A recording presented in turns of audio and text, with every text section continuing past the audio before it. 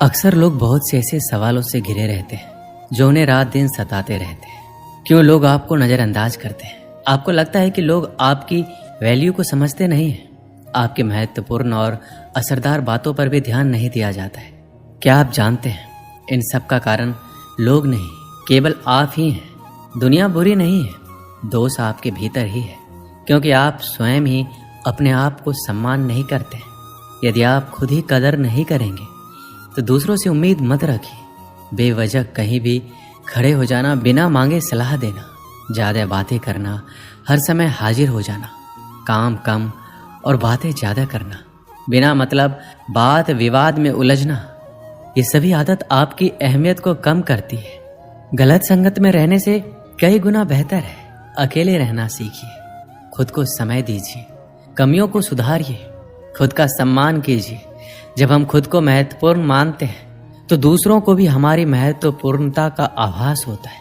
लेकिन ये सब इतना आसानी से नहीं होने वाला। इसमें आपको बहुत धैर्य और सब्र रखने की जरूरत पड़ेगी, क्योंकि ये इतना आसान नहीं है जितना कहने और सोचने में आसान लगता है। खुद को बदलना मतलब अपने आप में सुधार लाना। इस दुनिया के सबसे मुश्किल कार्य में से एक है। संयम रखिए, धीरे धीरे और हमेशा खुद को बेहतर बनाने की कोशिश करती जाइए। अक्सर देखते हैं कि व्यक्ति कुछ दिनों बाद सब कुछ भूलकर फिर से उसी रास्ते पर चल पड़ता है जहां वो अपना सब कुछ बर्बाद कर चुका होता है। सबसे पहले अकेले रहना सीखिए, उसके बाद जितना हो सके शांत रहना सीखिए। कोशिश कीजिए कम से कम बात की जाए। शांत मन से सोचना शुरू कीजिए। हर काम में जल्दीबाजी नहीं कीजिए। जल्दीबाजी इंसान के सोचने की क्षमता को प्रभावित करता है, और इंसान में सबसे ज्यादा है क्रोध, यानी गुस्सा। कहा गया है कि क्रोध पानी के मटके भी सुखा देता है, अर्थात जहां क्रोध की गर्म लू चलती हो वहां शीतल जल का अस्तित्व भला कब तक रहेगा। क्रोधी व्यक्ति सुनाने की शक्ति तो रखता है, परंतु कुछ भी सुनने की शक्ति और धैर्य उसमें जरा भी नहीं होता है, और उसकी यही कमजोरी उसे जीवन के हर मोड़ पर हार का सामना करवाती है और उसका सुख चैन छीन लेती है। ऐसा व्यक्ति अपनी ही जलाई हुई क्रोध अग्नि में स्वयं भी जलता है और दूसरों को भी जलाता है। वह अपने घर में भी आग लगाता है और दूसरों के घर में भी। कहते हैं कि क्रोध आने का मूल्य कारण है नकारात्मक विचारधारा। जिन लोगों को बार बार असफलता मिलती है, बार बार अपमान सहना पड़ता है और बार बार मनोवांछाएं अधूरी छोड़नी पड़ती है, उनके गुप्त मन में एक प्रकार का आघात पहुंचता है, एक प्रकार का मानसिक जख्म हो जाता है। और इन्हीं सब वजहों से फिर से वो लोग अपनी नकारात्मक भावनाओं को गुस्से के रूप में बाहर निकालते हैं। जब हम दूसरे से अधिक अपेक्षाएं रखने लगते हैं और वो जब पूरी नहीं होती तो निराशा के कारण हम तनावग्रस्त हो जाते हैं, दूसरों पर क्रोध करने लगते हैं। ऐसा करते समय हम ये भूल जाते हैं कि हम स्वयं भी तो निपुण नहीं हैं, हम भी तो गलतियां करते हैं और दूसरों की अपेक्षाएं पूरी नहीं करते हैं।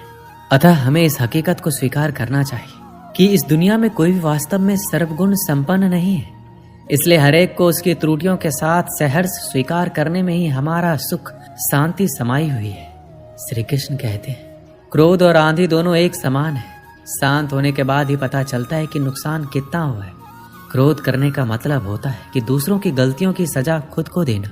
क्रोध एक तरह का पागलपन होता है। क्रोध हमें उन लोगों से भी दूर कर देता है जो लोग हमें सच में मानते हैं। क्रोध में बोला गया एक कठोर शब्द इतना जहरीला बन सकता है कि आपकी 1000 प्यारी बातों को 1 मिनट में नष्ट कर सकता है। क्रोध एक बहुत ही बड़ा अवगुण है जो इंसान की कामयाबी में बाधक बनता है। अत्यंत क्रोधी स्वभाव का इंसान नेत्रधारी होकर भी अंधा ही होता है। क्रोध का भाव हमेशा क्रोधी को ज्यादा नुकसान पहुंचाता है बजाय उसके जिस पर वो क्रोधित हो रहा हो।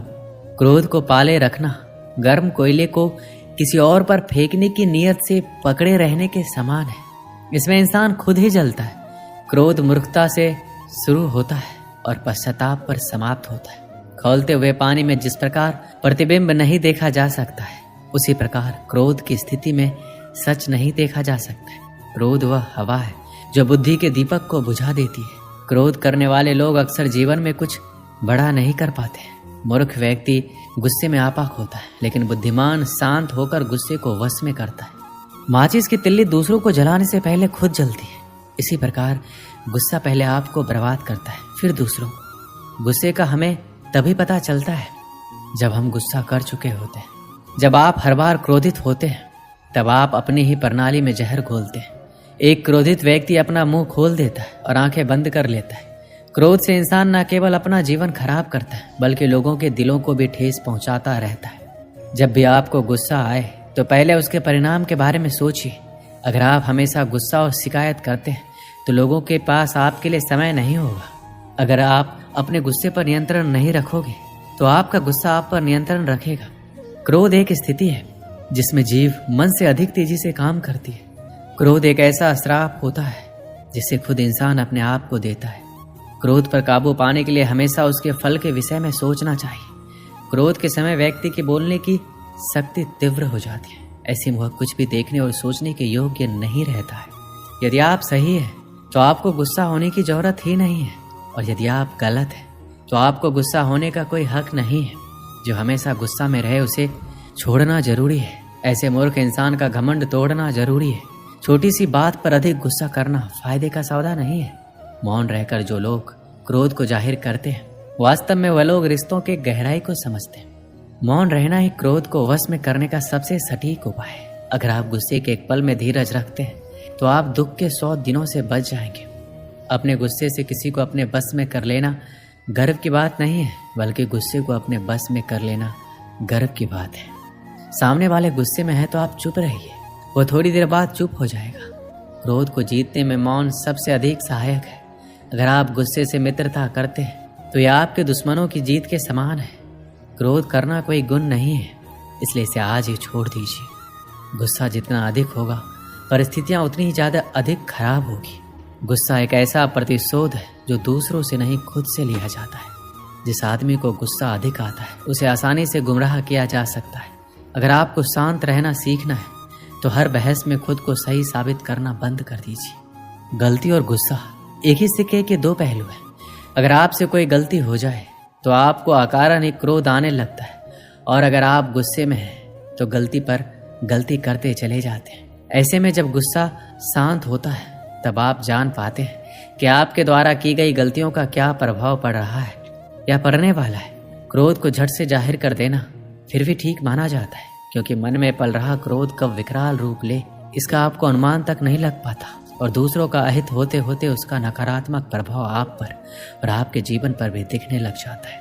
क्रोध करते समय लोग यही सोचते हैं कि वह दूसरों को नुकसान पहुंचा रहे हैं, लेकिन असल में क्रोध का भयंकर असर उन्हें ही अंदर खत्म कर रहा है। एक बार की बात है, एक गांव में एक स्त्री रहा करती थी। वह स्वभाव से बहुत ही गुस्से वाली थी। गुस्सा उसकी नाक पर बैठा रहता था। छोटे छोटे बातों पर वह गुस्सा में आ जाती और लोगों को भला बुरा कहती थी। आस पड़ोस में रहने वाले लोग उससे परेशान थे और उससे बात करने से घबराते थे। उसका गुस्सा घर पर कलह का कारण बन चुका था। उस स्त्री को एहसास था कि गुस्सा उसके लिए परेशानी का सबब बनता जा रहा है। अक्सर गुस्सा उतरने के बाद वह पछतावे की आग में जला करती थी, लेकिन गुस्सा नियंत्रण के बाहर होने के कारण स्वयं को लाचार पाती। एक दिन गांव में एक महात्मा पधारे। उनकी कीर्ति जब स्त्री के कानों तक पहुंची तो उसने निश्चय किया कि वह महात्मा जी से मिलकर अपने गुस्से को दूर करने का उपाय पूछेगी। वह महात्मा से मिलने पहुंची और प्रणाम कर बोली, गुरुवर, मैं अपने गुस्से से परेशान हूँ। गुस्से पर काबू ही नहीं रख पाती। गुस्से में अक्सर लोगों को भला बुरा कह जाती हूँ और बाद में पछताती हूँ। मेरे गुस्से के कारण सब मुझे नजरअंदाज करने लगे। इससे मैं बहुत दुखी भी हूँ। मुझे कोई ऐसा दवा दीजिए कि मैं गुस्सा करना छोड़ दूँ। महात्मा ने उसे एक शीशी दी और बोले, पुत्री, इस शीशी में क्रोध दूर करने की दवा है। अब से जब भी तुम्हें क्रोध आए इस शीशी से मुंह लगाकर दवा के कुछ घूंट पी लेना। स्त्री दवा पाकर बहुत खुश हुई और महात्मा का धन्यवाद कर अपने घर लौट गई। उसके बाद उसे जब भी गुस्सा आता वह शीशी से मुंह लगाकर दवा पी लेती। धीरे धीरे उसका गुस्सा कम होने लगता। 7 दिन बाद जब शीशी की दवा खत्म हो गई तब वह फिर से महात्मा के पास पहुंची और बोली, गुरुवर, आपने मुझे गजब की दवा दी है। इसे पीते ही गुस्सा छूमंतर हो जाता है। अब वह दवा खत्म हो गई है। कृपया कर मुझे उस दवा की एक और शीशी दे दीजिए। महात्मा मुस्कुराते हुए बोले, पुत्री, तुम्हें जानकर आश्चर्य होगा कि उस शीशी में कोई दवा नहीं थी। उसमें सादा पानी भरा हुआ था। क्रोध आने पर जब भी तुम उस शीशी से पानी पीती थी तो शीशी मुंह में होने के कारण तुम कुछ बोल नहीं पाती थी। क्रोध दूर करने का उपाय बस अपना मुंह बंद कर लेना है। अब से यही किया करो। दोस्तों, इस कहानी से हमें सीख मिलती है। क्रोध करने का उपाय बस अपना मुंह बंद कर लेना है, तभी आप क्रोध को शांत कर पाएंगे। दोस्तों, इस वीडियो में बस इतना ही। मिलते हैं अगली वीडियो में। अपना ख्याल रखिएगा। जय श्री कृष्ण।